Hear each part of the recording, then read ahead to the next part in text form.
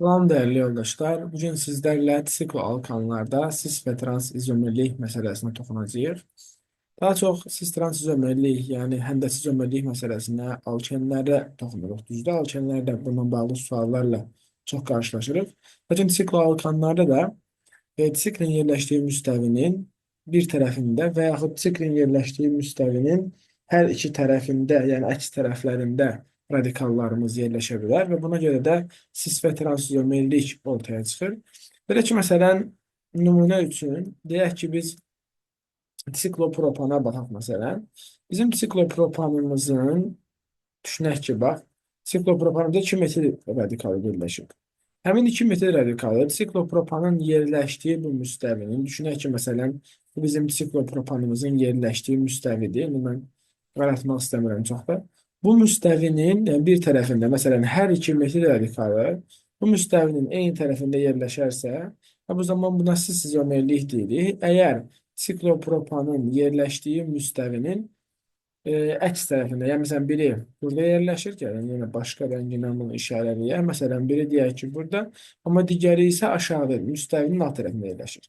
İndi bunu düzdür, belə bu cür çəkəndə mən 2D formada çəkdiyim üçün bizə qeyri-adi bir şey kimi görünmür.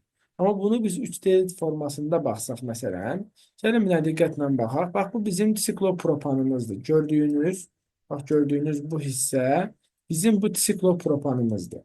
İndi siklopropana diqqətlə baxsaq, yoldaşlar fikir verin, siklopropana birləşən metil. İndi bu metillərin vəziyyətinə gəlin bir diqqətlə baxaq.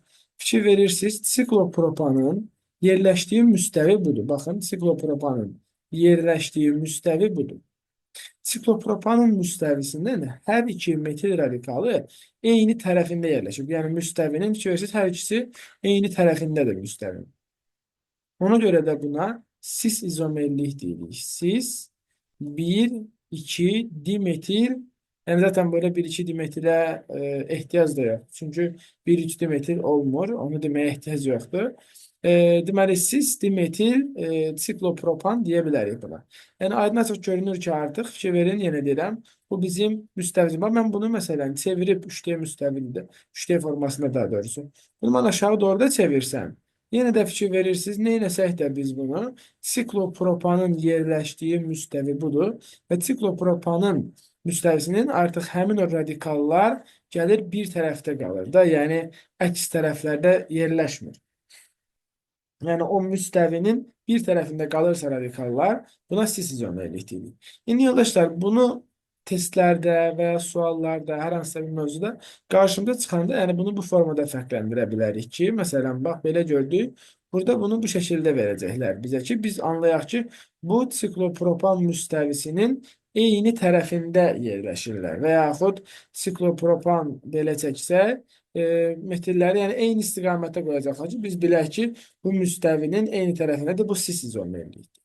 Bəs trans izomerliyi necə fərqləndirə bilərik məsələn?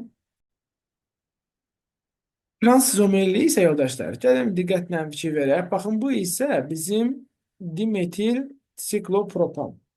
Bu dimetil siklopropanımızda yoldaşlar, gəlin diqqətlə bax, dimetil siklopropanımızda. Mən bunu çoxlu o yana bu yana belə çevirirəm ki, tam ətraflı görə biləsiniz də. Yəni burada bir qaranlıq məqam qalmasın. Görürsünüz, bax, nə qədər çevirirəmsə çevirim, fikir verirsiniz diqqətlə. Bax, burada mənim bu siklopropanımın yerləşdiyi müstəvi aydın açıq görünür. Metillər isə gəlin diqqətlə bir daha baxaq. İstəyirsiniz mən bunu bir sabitləşdirim. Şunu sabitləşdirə bilərəmmi?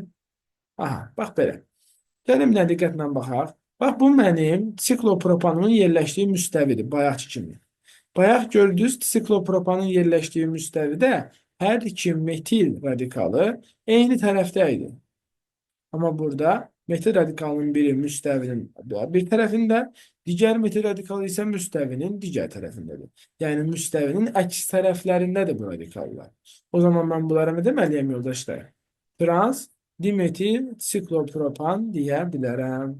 Deməli belə çıxır ki, müstəvinin bir tərəfində yerləşərsə radikallarımız siz, müstəvinin əks tərəfində yerləşərsə trans izomerlik deyəcəyik. Bunu məsələn siklobutan üçün də eyni qaydada deyə bilərik yoldaşlar.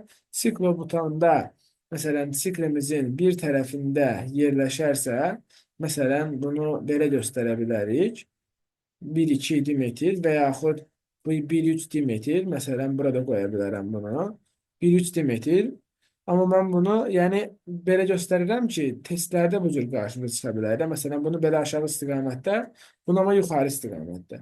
Görünür ki, artıq bunlar biri cis, biri transizomerlikdir. Yəni. Hər ikisi 1-3 Dimetil siklobutandır.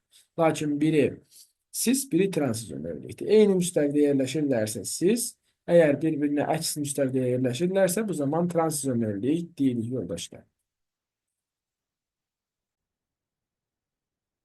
Məsələn, yoldaşlar, Möhtəşəm 26 kitabımızda burada baxın, belə bir məsələ də var. Yəni, bənzətmə olaraq göstərmişik.